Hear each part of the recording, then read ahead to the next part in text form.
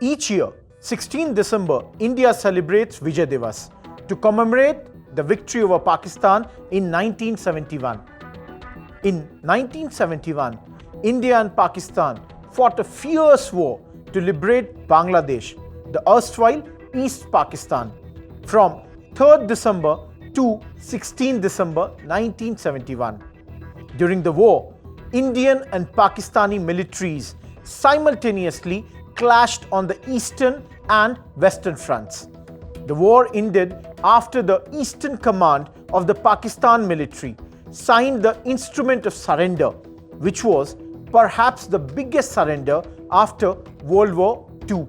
Though the political tensions between East Bengal and West Pakistan had its origin in the creation of Pakistan as a result of the partition of India, it was followed by popular language movement in 1950, where Urdu was being imposed over East Bengal Bengali-speaking population.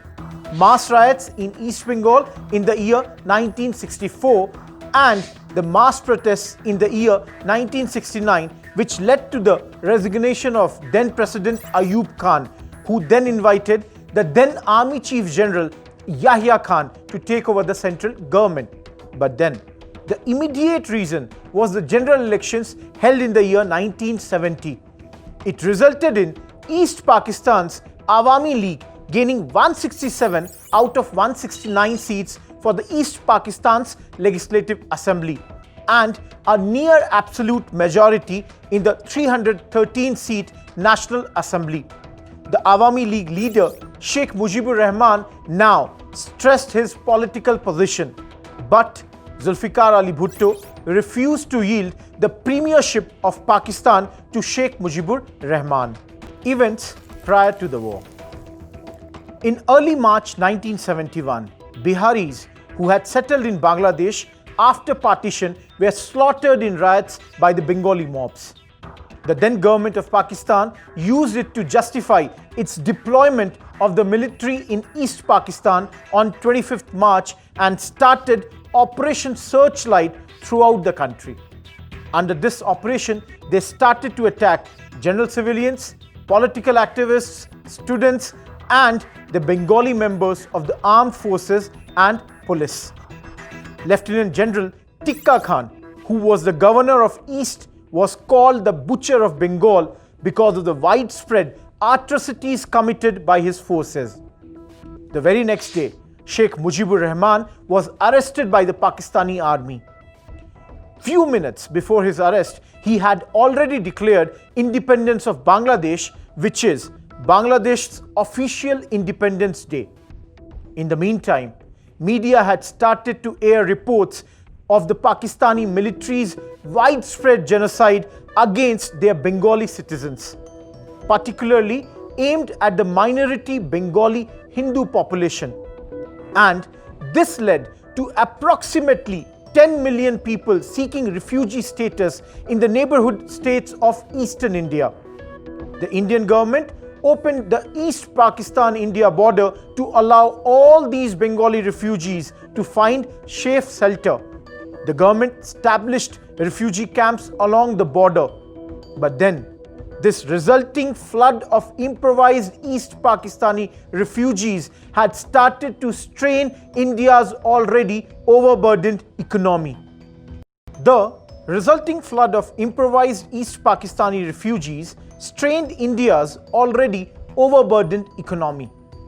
Prime Minister Indira Gandhi on 27th March expressed full support of her government for the independent struggle of the people of East Pakistan and concluded that instead of taking in millions of refugees, it was economical to go to war against Pakistan. Does that mean we allow a massacre to continue? What happened first?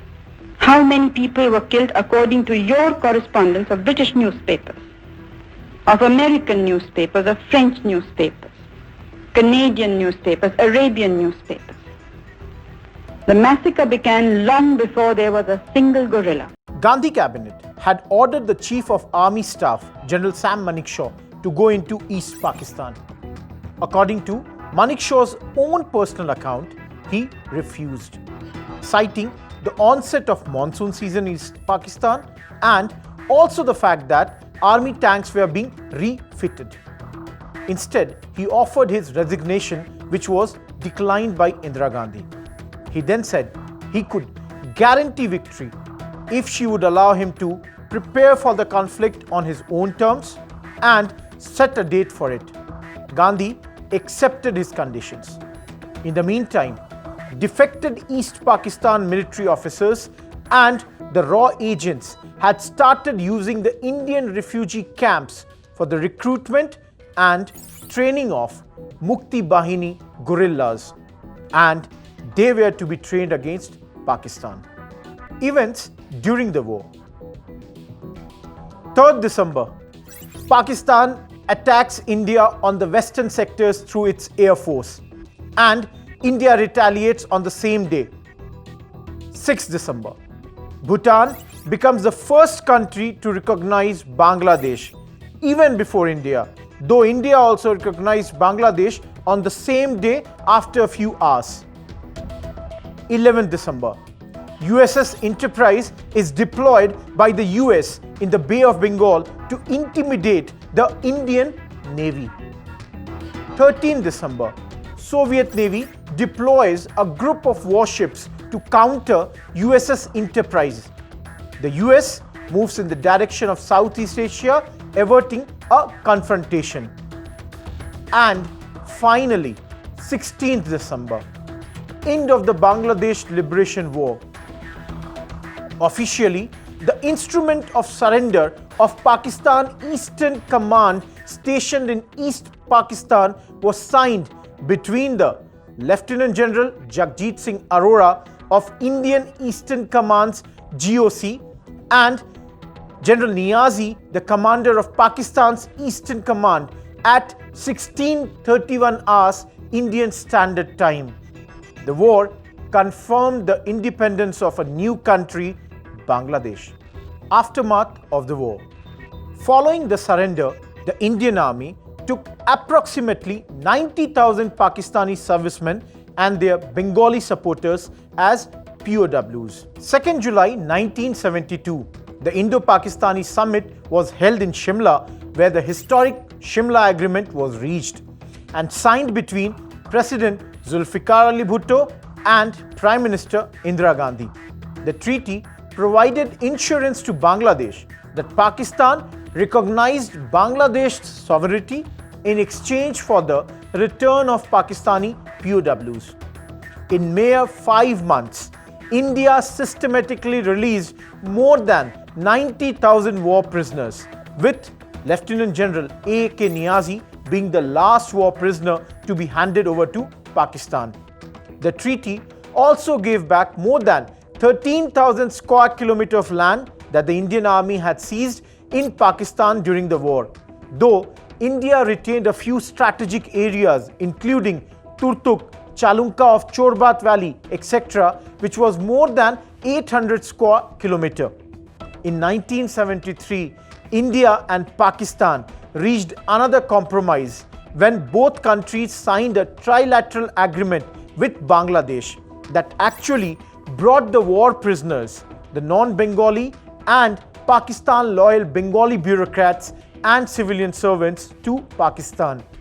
The Delhi Agreement witnessed the largest mass population transfer since the partition of India in 1947. They say that one can select its friends, not the neighbors, but in our case, we made a neighbor. Thank you for watching the video.